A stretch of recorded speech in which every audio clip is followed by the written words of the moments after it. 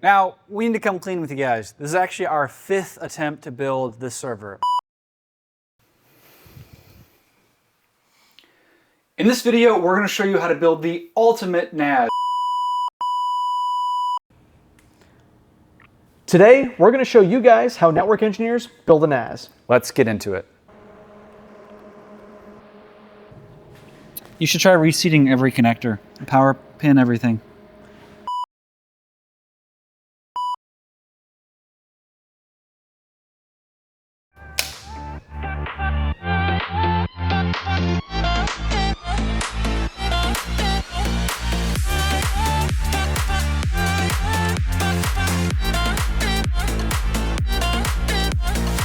So this is take 5. Well, hopefully it works. If you learn nothing from this, know that we are determined. Well, we'll see if it all works today. We'll see if it all works. This is where we put in if there was any disasters that ensue. I had to make sure this is actually working. Is the monitor on? Hold on. Now, that said, if you do need storage consulting, we are a full IT engineering firm. Our main focus is networking, but we do storage consulting and VM infrastructure consulting. So Nutanix, Proxmox, VMware, TrueNAS, Synology. We don't build servers, so please don't take the honesty and the humility in this video as us. We would spec you out a system and architect it. We would not build you a server. But if that's something that you need, we'd love to work with you. Link is down in the video description. Now, when we build the server, the start is the chassis, and it's an important start because when we talk about storage, we have drives. Drives are great. Drives are what store all of our data, all of our movies, all of our apps, all of our Linux ISOs. Here is the thing. When drives disconnect, bad thing happen. Data get corrupted. Now, ZFS is really good at handling corruption. It can recover almost to the point, like it's the edge of the failure, what is possible with physical architecture. But if you have a backplane that's constantly disconnecting, like that one server that we built that we used in a pinch so many times, remember the one we put in the church that I'm going to show in a second here? Backplane disaster. ZFS did the best that it could, but we did have corrupted array. This was years ago, and we didn't know what we were doing. We were just home labbers. By the way, if you're a home lab, I'm not saying you don't know what you're doing. We were getting started in home lab. Please don't chew us out in the comment section. It's important to have a really good backplane. I cannot stress that enough. Yeah. So I will say 45 home lab, great backplane. And I know I'm really supporting this server. Like there was literally no sponsorship. I bought this with our monies. But the reason why I love this server is I've built in other servers. In fact, let me show you the first server that I ever built in years ago. This is the first server I ever built back in 2016. Now, at the time, this is some pretty cool hardware, and I'm gonna show you what's inside. This is a dual CPU board. These are Xeon 8 cores. I forget the exact spec. This is a great board. I think it had 64 gigs of RAM on board. We actually probably should take this memory out. Still good DDR3. And had a network card in it at the time. Great build. It was a lot of fun. I built it in the iStar USA chassis, which I did because, like a lot of you, I watch Linus Tech Tips, and Linus built his surveillance grade server in this chassis. It's not a great chassis. It was actually an $800 chassis, and there's a couple problems with it. Number one is when I pick this up, and some of you are going to cringe here in a second, get ready, it flexes, and that's really not great for the motherboard because it will bend the board, and a bent board is no bueno. This board is not going to be used ever again, so I'm okay demonstrating. The other problem that we have with it is the backplane. Always had drives disconnecting and reconnecting, and that's not great because ZFS can recover from a lot, but if you're running a RAID Z1 and you have 1 drive, 2 drives disconnect, that's unrecoverable usually. So not great, really not great, really important for data overload. It doesn't matter if you are in RAID Z3 or Z4, it does not matter. If your backplane is really bad, you're going to have data corruption. These are also not, oh, Matt, did you know we had an SSD in here? We really got to get the company inventory system going. So these drive slots are made out of aluminum, and the problem that you have is tolerances. In mechanical engineering, these aren't great. And the reason they aren't made really well is some of these will hold WD REDs, 4 terabytes, just fine. Others, they scrape, and they scrape the labels off the drives. You know, WD RED 4 terabytes at the time are not these super tall drives, so there's no reason that they should be having that issue. So I just had a ton of issues, and again, for the price, $800, this should not be the experience that was being had. And so I say all of this because this is a very important choice in when you build your server. So really important that this chassis does not flex. I'm not going to pick it up because the table is not great, but It does not flex. It's got a great backplane, and you can order this configuration from 45 Home Lab already built, which is great for some of you that are home labbers. You just want to play with applications, and if that's you and you don't want to mess with hardware, just order it. But if you want to learn about hardware and suffer and have issues, then I do recommend building. So, Matt, let's build this thing. Let's get into it. So, the motherboard, the heart of everything that ties it all together, the ASRock Rome D8. This board is a little bit different than the previous board we were building in, and compared with whatever chassis you buy, typically you'll have 4 connectors for the SAS backplane. You'll have 2 regular SAS and 2 mini SAS. The board only comes with the 2 mini SAS, so you will need some sort of LSI HBA card in IT mode, right? We need these drives to be fully passed through, so you will need one that has regular SAS connectors on it to make up for what is not on this board, which is fine. We have plenty of PCI lanes to do that. Some other considerations for how you guys build it, if you decide to mirror our guide, is we use these PCIe NVMe SSD holders. This basically, we only have 2 NVMe SSDs on board, so we need a little bit more space. We use the smaller pair for the redundant boot array, and then the larger NVMe SSDs down here will be our read and our write cache. So that are some considerations you guys will need to figure out for yourself when you go to build one. If you want to mirror this guide, you will need at least 2 redundant ones for your boot, and then I recommend 2 redundant for your read-write cache. Getting started with this chassis is a little bit unique for this motherboard, so there are some things you're going to want to do outside of the chassis itself. That would be plugging in the standoff pins for the power. So these guys are at a 90-degree angle, so it's a little bit of a pain to do it while it's in the chassis, as well as I recommend also putting your CPU and your RAM and everything that you can basically fit on the board outside of the chassis before putting it in. So we'll go ahead and start with our RAM first. We'll take one of our sticks here, and I've already selected the right dual channeling DIMMs. It'll be the outer 4. So you'll just go ahead and slide these guys right in. And you might hear a little bit of a crunch. That is okay as long as it's going down and you're not going beyond its capability. I just want to point out, Matt dropped one of these DIMMs earlier. Yeah, hopefully all 4 of them work, so we'll see. You tested them, you said. Yeah, and this is tested. Next, we will go into our CPU, which is this bad boy. This is the AMD EPYC right here, the 7282. So this thing is an absolute beast. When you go ahead and get this, we got ours via eBay. So it didn't come with the normal plastic Threadripper CPU insertion you're used to. That is fine. It will still fit on top of this. You guys just have to be very careful in the orientation you place this in to make sure that you're doing it the right way and don't over apply pressure, because you might smush a pin or something like that. It'll be a bad day. So we'll go ahead and place our CPU in like so, very gently. And it will naturally sort of align with the pin grid, sort of place itself like that. Awesome. Next, we're going to go ahead and want to get our drill bits to securely lid the CPU down. I always start at the outer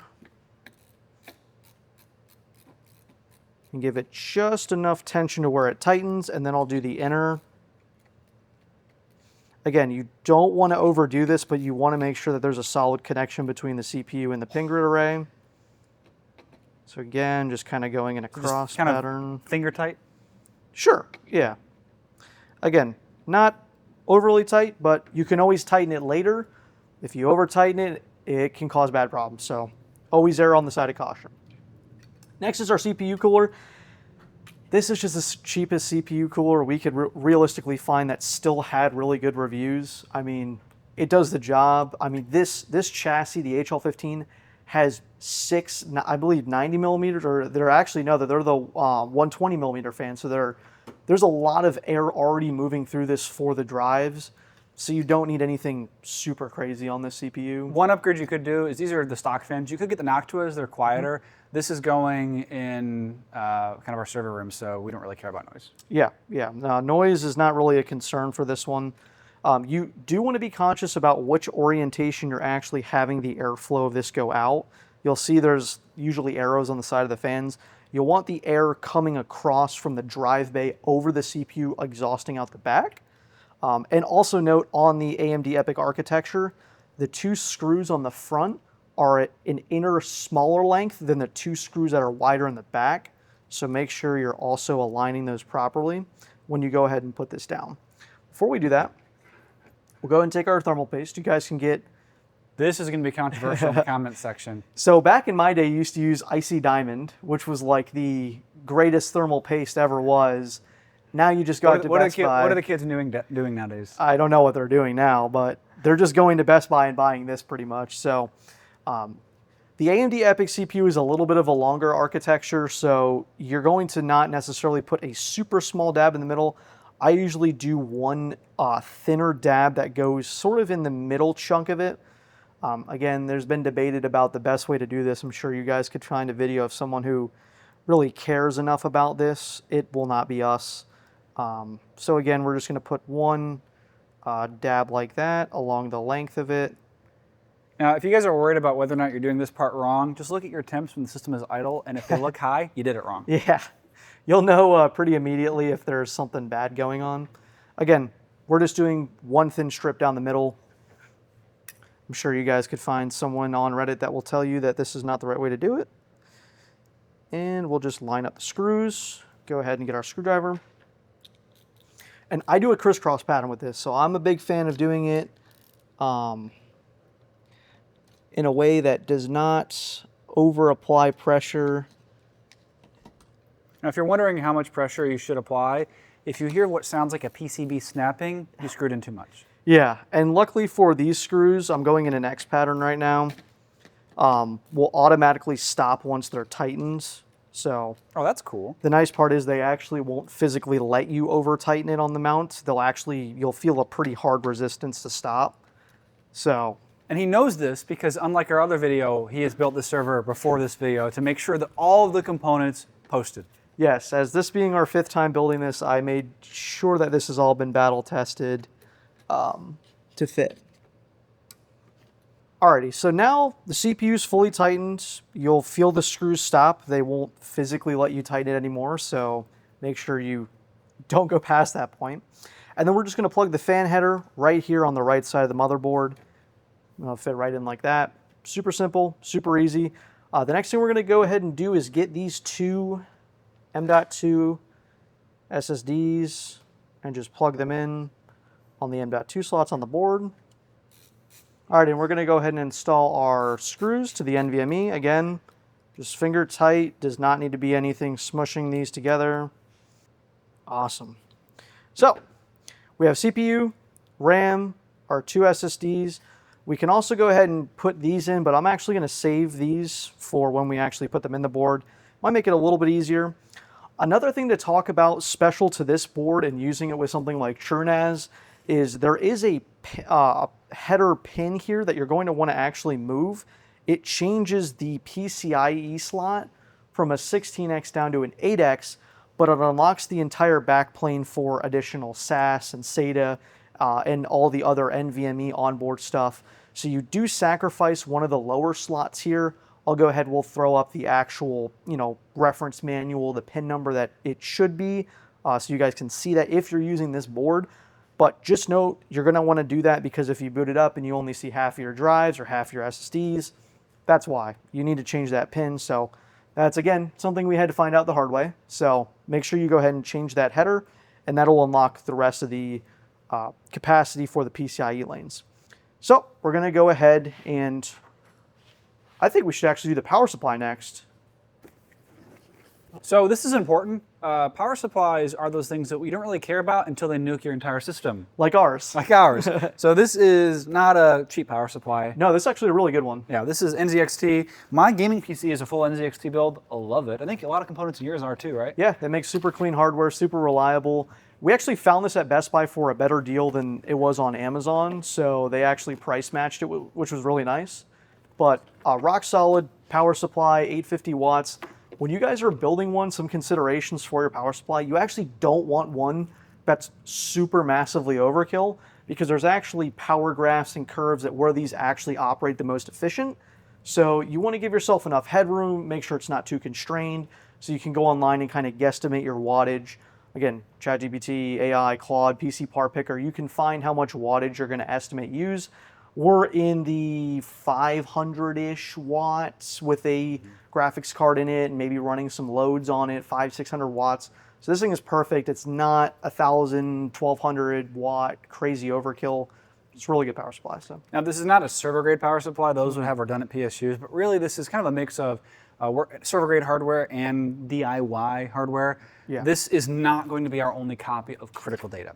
So we're not worried about, you know, the power supply cooking the array in some fashion or something. Yeah, we don't need super HA scenario, high availability. We do have a DR site, and maybe we'll talk about our disaster recovery plan at some point. Yeah, that'd be cool to show off. So we'll go ahead and put this guy in.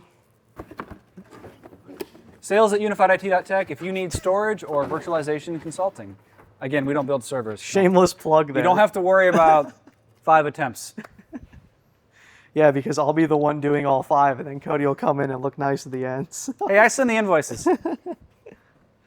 Oh, man.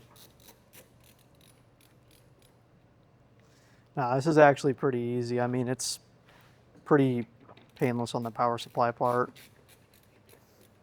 And I'm going to go ahead and move all of these cables kind of out of the way. You will need for this board 2 of your 4+4 power supply CPU pins. Again, don't get these confused with the PCIe pins. Very bad idea. It's not the same. It may look the same on the connector, but for the CPU portion that's actually up on the motherboard, make sure you're using the right CPU pins for the EPS. This is just our regular 20+4 main power connector for the board. This is our single PCIe for any accessory. This would be a graphics card. We'll just plug right into that guy. All of the power connectors for the fans on the HL15s also plug into those PCIe accessory ports, which are right on the side here. So I'll go ahead and just plug all these guys in here. These are the peripheral and SATA ones. So we'll just plug all those guys into the peripheral slots. Super easy. Boom. Good to go. So we're going to go ahead and line our board up for install into the board, into the chassis. I'm going to move some of these cables out of the way. Remember, before you do it, this guy, 90 degree, this will be a pain to install if you're doing it inside the chassis. Learn that on the 5th time of doing this. So what we're going to go ahead and do is prep it. So if you look over here, these pins right on the side of the board here are going to be your front panel pin connectors. Super easy. They just slide right across the top here. So it'll tell you that there's power LED, power button, HD LED, and then the reset button. All right, so we have the power LEDs on the bottom here, and then the power switch right there. And now that that's all in, we're just going to go ahead and grab our motherboard. I like grabbing it by the CPU fans right there. And it should just slide right into our chassis like so. Also, make sure that you get the back panel plates. Make sure you're not smushing any of those connectors. Those are kinds of pains in the butt to kind of get in there and make sure all of your holes line up. We'll take that out the way. Awesome. So I'm just going to go ahead and install all the screws to our standoffs now.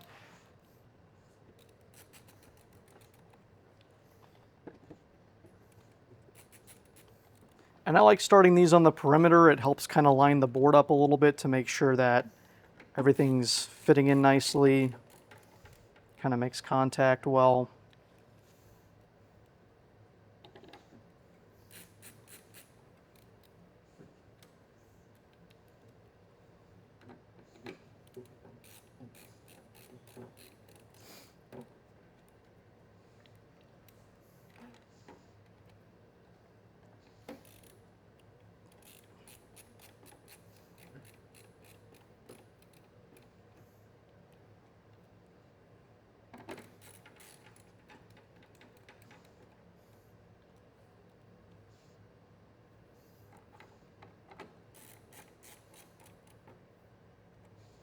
Doesn't matter which ones you do as long as both the mini SAS plugs are plugged in there. And now is the time where we're going to go ahead and plug in this guy. So this is our LSI HBA adapter for our SAS backplane. we're just going to go ahead and put this on this guy right here, number 3. He should just slide right down. Doesn't lock or anything, but it's good enough. She works.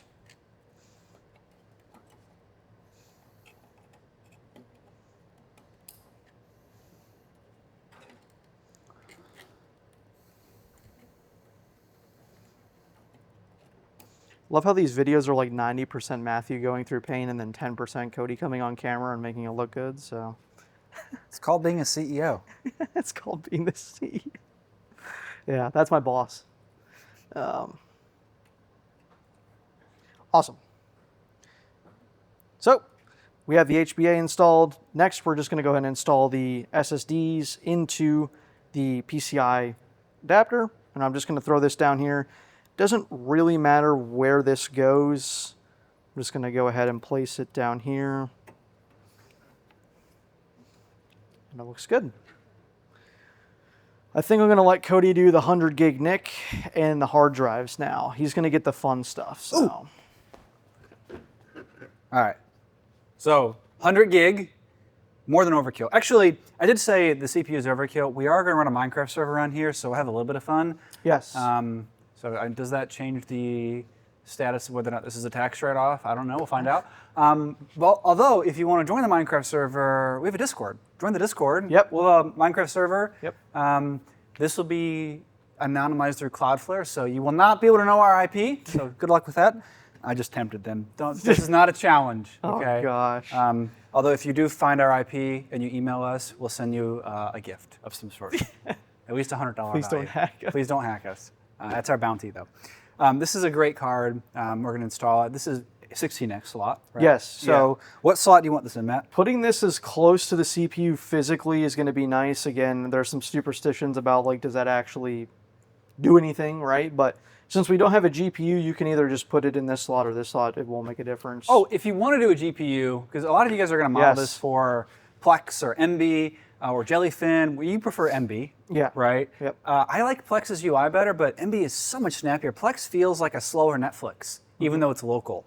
Well, and then all the recent business decisions and They just keep making it worse and worse and Yeah. worse. So, by the way, speaking of business decisions, some of you guys are wondering why we did TrueNAS. TrueNAS is awesome. If you're worried about TrueNAS's business direction, watch my interview with their CTO. I think you will have your concerns addressed. Yeah. But if you are doing a GPU, this is a Quadro. We'll link the exact model this is. What's the deal with the architecture decision that TrueNAS has made with GPUs? So TrueNAS got a lot of community feedback for not supporting a lot newer hardware that people are trying to put in, because apparently people are trying to put 5090s in their builds. So they basically had an option with the Linux support of, do they support the newer NVIDIA drivers, which is like 10 series and above, maybe some 9 series too, or do they have the legacy driver that has a lot more support for stuff but doesn't always have the bleeding edge into it yet? It takes a little bit to add that for stability. I guess there was overwhelming feedback from the people that they really wanted newer stuff like the 40 and 50 series. So there is a point where you can stay on the same train and keep the legacy version of the driver, or you can choose to get to the newer version of the driver, but that will force you to make a decision. So just do some research about which GPU you're planning on putting in, if you're okay with running a newer but just kind of locked on that version for now. Some people have gotten it to work. There's like a workaround, but it's not, I wouldn't recommend doing anything outside of what they're providing. So just kind of pick your poison there. This came out of Matthew's home NAS that does run MB, and we'll have to make a decision because this is going to be the older firmware. Yeah. So you're either going to have to upgrade. Yeah, you either or- upgrade and nuke the GPU and get something a little bit newer, or stay on the older version. But you did test this card on this config. And it does not work. It does not work. No. So don't get the Quadro. But the Yeah. Quadro, it sounds cool to say Quadro. No, it's a good Quadro. card too. I'm going to miss it. It should go somewhere. Maybe it can go in a Blackmagic render server. Yeah, that'd be cool. So that's the GPU. We're not using it. So we're going to go closest to the Yeah, you can CPU. go right there. Cool. And just avoid grabbing this by the PC. Yeah, don't grab the shiny part. Don't grab the gold parts. It's okay to grab it also by the silver parts or the black parts. And don't put it in the RAM slot. That's not great. Yeah, it will not fit if you try and put this in the RAM slot. This is probably the time to tell the audience I do have a vision impairment. Yeah, if they didn't know already. Yeah. Oh, they know. Do you need me to do it? No, I can't. Matt, Okay. I'm still an engineer. Okay. Did you actually Listen, open the I'll thing let him up? do it. I'll let him do You it. didn't open the thing. The thing wasn't open. So one thing I will say, we did say that we're not going to use that card really to its capacity. However, M.2 is pretty fast. What's the rate speeds on those? Like 3,000 megabits? So these ones specifically on the read-write cache, I think, are in the neighborhood of 12 to 1,500. I know newer stuff that you're buying, like if you're actually trying to go bleeding edge, is now around the 3,000 megabytes per second area. If you are going crazy and doing something like U.2, you actually could start saturating some of those backplane, bandwidth constraints. But yeah, for us, we're not going to. Now, important clarification. That's not 3 gigabytes per second. It's 3 gigabytes per second. So this is a 100 gigabit card. So really, it is a lot more than that. Yeah, right? 8 bits in a byte. Yes. So we're getting close to that, especially we have multiple machines at 10 gig hitting this. We can make a RAM disk. Maybe we will for funsies. But it's really just it's fun to have, and we had it lying around. So that's the network card. Drives. Yes. I really like Seagate drives. I use both Western Digital and Seagate if you're going like third-party NVR. WD Purples are great. Haven't used Seagate Skyhawk, but their NAS drives, their enterprise capacity drives have been rock solid. We've had 0 failures with these running in non-ideal conditions with other servers. I've had these for a long time. I've had WD Reds. I've had in a server. Had issues with those, even though they're the NAS grade drives. These have been rock solid. I've not had one of these drives fail. And we actually have another 40 terabytes worth of these in our disaster recovery server. Those are actually refurbished drives because it's a triple copy of our data. So we cheaped out a little bit. So these are great. Seagate, please sponsor us. We'll do a petabyte project. Now, when you install these, I'm going to come around to the frunk of the server. The frunk of the server. You want to look at your pins here. And you want to make sure that you don't put the drive in wrong. Yep, so it's going to be that way. And we're going to start with number 1. Yeah, usually start at 1. It just, for my ADHD brain. I did this like 3 years ago. Let's see if I can still do it. There you go. So Boom. It doesn't just go in, you kind of have to angle it just a little bit. Other way. Make sure you down. There you go. All I see is $sign, $sign. This is, I guess this is more expensive than this is about half the price. Yeah, these have gone up in value. These have gone up in value. Computing parts are not getting cheaper. Yeah. So let's see, we have 15 slots. Man, well, realistically, if we filled this server up with, they have 24 terabyte drives now. Yeah. What's the maximum you would do? How would you configure the Z pool if we filled it up? So yes, if you were to fill all 15 slots with the 24s, you would have 360 raw. But again, that's assuming no RAID Z1 failure. See, what would you do? You could probably RAID Z2. So there is differences on, I believe, some of the performance you get with that. I would probably, with this quantity of drives, do it 2 just to be safe. Or Z3. No. I would do it 2 because it's very rare that you're going to have 2 simultaneous that you couldn't get to, or you could run a cold spare. Well, especially on these drives. Yeah. If you're running, WD, if we're NAS grade drives, maybe do RAID Z3. Yes, yeah. If you're running more unstable drives, I would up the RAID Z. But I mean, these things are bulletproof, man. So they're awesome. RAID 0 then? Yeah. Well, no. But you could probably theoretical max. You could reasonably do probably 300 to be safe. I mean. That's what I would do. Next, we're going to go ahead and wrap everything in a nice, neat bow here and plug it all in. So, recommend you guys get some cable ties. We don't really have any, but I'm going to make this look as nice as we can. We'll start with a 24 pin. That chunker goes right in the big one. Matt, what happened to the cable mod cables we were going to order? Ooh, that might still be in my Amazon cart. I don't know. You can actually do custom length cables with cable mod. Yeah, they're pretty sick. And white would be really cool. Yeah, it would look good. So next will be the 4-pin and the 8-pin up there. I'm going to use both of the CPU ones. Again, that extra 4 is just going to hang off to the side. That's perfectly fine.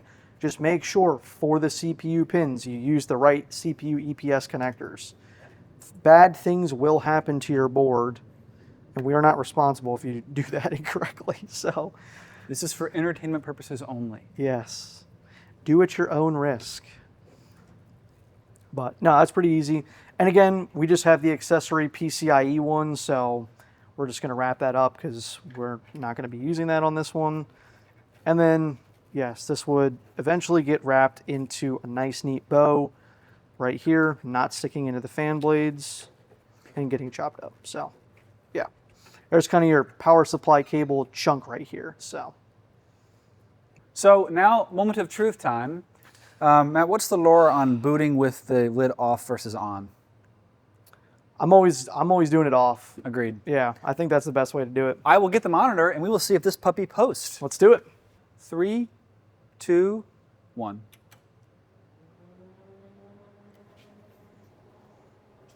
I have to make sure this is actually working. Is the monitor on? Hold on.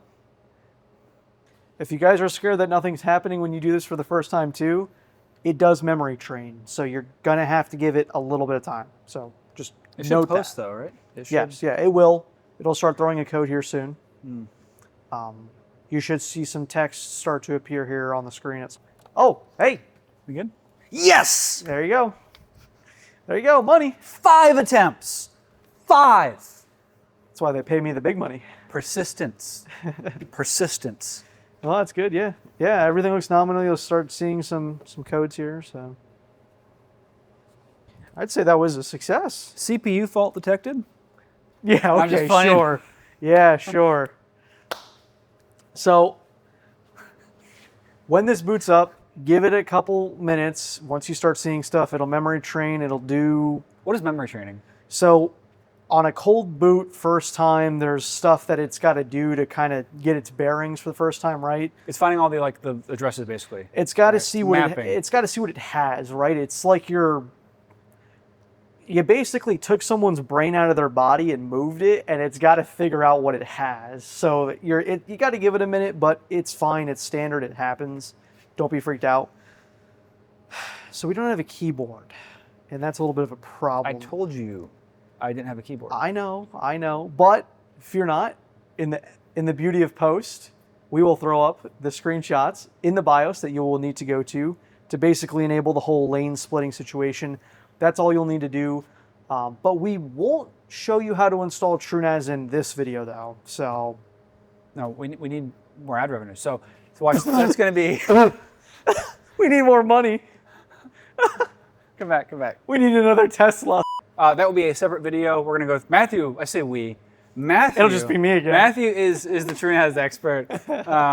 No, he's going to go through and show you guys number one, how to check everything in the BIOS. Make sure all of our RAM is showing up. Make sure our drives are showing up. Our M.2s. We have a lot of stuff. We want to make sure all that's working. And the TrueNAS install today isn't exactly the same as it was a couple of years ago. Very similar, but there is a couple new fancy features under the hood. So it's been a while since we've done a TrueNAS video. Yeah. A while. So This many years? yeah, no, it's been more than that for Yeah. sure. But now we have an actual working server to make the video with, so that will be coming soon. So. And we are going to be duplicating this footage so many times. But Yes. we're going to cover how to install TrueNAS properly, how to configure all the ZFS, everything appropriately, kind of Yeah. for our work environment. So if you're using this in a video production studio, he's going to show you how that's a bit different than if you're configuring this for your home lab. Yeah, we'll go over permissionings, making sure data is segmented, all the best practices for TrueNAS that you guys are going to want to have for a professional business team. I hear noises. So, yeah, those are the drives all clicking up. Sounds like they're doing the this sequential spooling up, which is cool. So Yeah. it just reduces the load on the PSU. It's very nice. Well, I hope you guys enjoyed. Yeah. We certainly did not the first 4 attempts, but I am happy that Yeah. we will finally get to use this thing and put video footage on it and move stuff off of the UNAS. Yes. It's going to be great. Yeah. We're still using the UNASs. They're actually our primary server. This is going to be the Vault, so our main archival server and Minecraft server. Yep. But make sure you guys subscribe, like the video, and stay tuned for the TrueNAS install guide. Yep. See you guys in the next one. Bye for now. Cut! It's freaking bullshit. Can you cut the camera up, Tom?